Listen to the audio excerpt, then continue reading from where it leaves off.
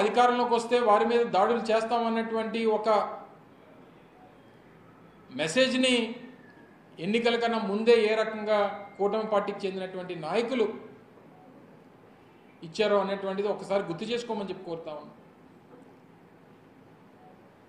గడిచినటువంటి 45 రోజులుగా ఆంధ్రప్రదేశ్ రాష్ట్రంలో భారత రాజ్యాంగాన్ని పాటించట్లేదు.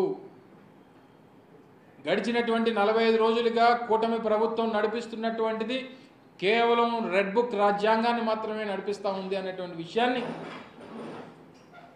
ఈ సందర్భంగా మీ ద్వారా ప్రజలకు తెలియజేస్తూ ఉన్నాం. దానికి అనేక ఉదాహరణలు, ఇందాక నేను చెప్పినట్టుగా అనేక ఉదాహరణలు మనం చూడొచ్చు. పూర్తిగా శాంతి భద్రతలు అనేటువంటివి లేకుండా పోయే, దాన్ని కంట్రోల్ చేసేటువంటి పరిస్థితుల్లో ముఖ్యమంత్రి గారు లేరు, మిగిలినటువంటి వారి మంత్రివర్గం లేదు, వారికి సంబంధించినటువంటి వారితో పాటు ఉన్నటువంటి కూటమిలో ఉన్నటువంటి మిగిలినటువంటి రాజకీయ పార్టీకి చెందినటువంటి నాయకులు లేరు. అన్ని రకాలుగా కూడా రాష్ట్రంలో ఉన్నటువంటి వైఎస్ఆర్ కాంగ్రెస్ పార్టీ నాయకత్వాన్ని,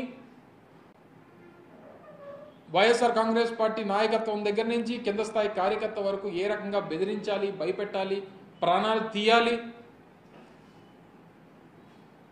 నేరుగా ముఖ్యమంత్రి స్థానంలో ఉన్నటువంటి చంద్రబాబు నాయుడు గారు కూడా ఈ మధ్యకాలంలో అనేక మార్లు పూర్తిగా నాయకత్వాన్ని, నాయకుడిని భూస్థాపితం చేస్తామన్నటువంటి మాటలు అనేక సందర్భాల్లో ఈ మధ్యకాలంలో చెప్తున్నటువంటి విషయాన్ని కూడా మనం చూస్తూ ఉన్నాం.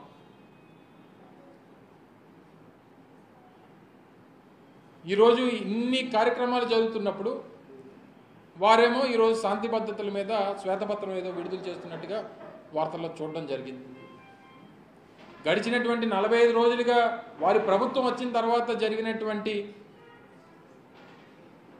ఈ దౌర్జన్యాల మీద, దాడుల మీద, హత్యల మీద, హత్యా ప్రయత్నాల మీద, వీటన్నిటి మీద కూడా ఒక శ్వేతపత్రం విడుదల చేస్తే బాగుంటుంది అనేటువంటిది నా తాలూకు అభిప్రాయం. ఇంకా 45 రోజులు అయిపోయినా ఇంక ఏ సందర్భం వచ్చినా ఇంకా వైఎస్ఆర్ కాంగ్రెస్ పార్టీని నిందించడం, చివరికి ఏ స్థాయి దిగజారిపోయారంటే నిన్న జరిగినటువంటి హత్య కూడా వైఎస్ఆర్ కాంగ్రెస్ పార్టీ నాయకుల మధ్యలోనే జరిగింది అనేటువంటి విషయాన్ని వారి ప్రచార సంస్థల ద్వారానో వారి సోషల్ మీడియా ద్వారానో చెప్పేటువంటి ప్రయత్నం చేస్తూ ఉన్నారు. ఎవరైతే నిన్న హత్య చేశాడో ఆ హత్య చేసినటువంటి వ్యక్తి అక్కడ స్థానికంగా ఉన్నటువంటి తెలుగుదేశం పార్టీ నాయకత్వానికి చెందినటువంటి అత్యంత సన్నిహితంగా ఉండేటువంటి వ్యక్తి అనేటువంటిది అన్ని ఫోటోలు, సాక్ష్యాలు, ఆధారాలతో సహా ఈరోజు బయటపడతా ఉంటే చంపినటువంటి వ్యక్తి వైఎస్ఆర్ కాంగ్రెస్ పార్టీ చెందినటువంటి వ్యక్తిగా చిత్రీకరించేటువంటి ప్రయత్నం చేస్తూ ఉన్నారు. ఇంత నడి రోడ్డు మీద ఒక వ్యక్తిని ఆ రకంగా కిరాతకంగా హత్య చేస్తూ ఉంటే ఏ రకమైనటువంటి మెసేజ్ని ఈరోజు మీరు సమాజానికి ఇస్తూ ఉన్నారు? రేపు ఈ రాష్ట్రానికి ఎవరైనా రావాలన్నా, స్వేచ్ఛగా రోడ్ల మీద తిరగాలన్నా ఏ రకమైనటువంటి పరిస్థితులు ఉండబోతా ఉన్నాయో అనేటువంటి దానికి గడిచినటువంటి 45 రోజులుగా జరుగుతున్నటువంటి పరిణామాలను ఒక్కసారి అర్థం చేసుకోమని చెప్పి కోరుతా ఉన్నాం.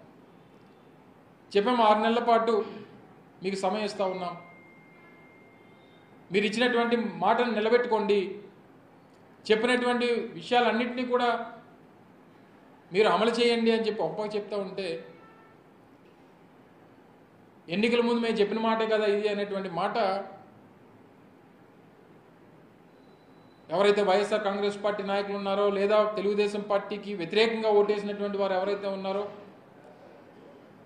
వారి మీద దాడులు చేస్తాం, ఈ రకంగా బెదిరిస్తాం, భయపెడతాం అనేటువంటి ఈ ధోరణి అనేటువంటిది మంచిది కాదు. ప్రజాస్వామ్యంలో ప్రతి 5 సంవత్సరాలకు ఒకసారి ఎన్నికలు వస్తూ ఉంటాయి, ఏది శాశ్వతం కాదు. జరిగినటువంటి ప్రతి పరిణామానికి రానున్నటువంటి కాలంలో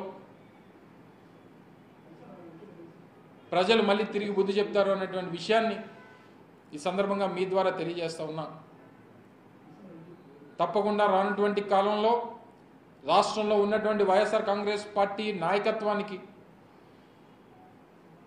గ్రామ స్థాయిలో ఉన్నటువంటి నాయకత్వం దగ్గర నుంచి, గ్రామాల్లో ఉన్నటువంటి కార్యకర్తల దగ్గర నుంచి ప్రతి ఒక్కరికి పార్టీ నాయకత్వం అండగా నిలబడుతుంది. మీకు ఏ ఇబ్బంది వచ్చినా మీకు తోడుగా ఉంటుంది. ఏ రకమైనటువంటి అరాచకాలు సృష్టించినా మీకు తోడుగా జగన్మోహన్ రెడ్డి గారు పార్టీ నాయకత్వం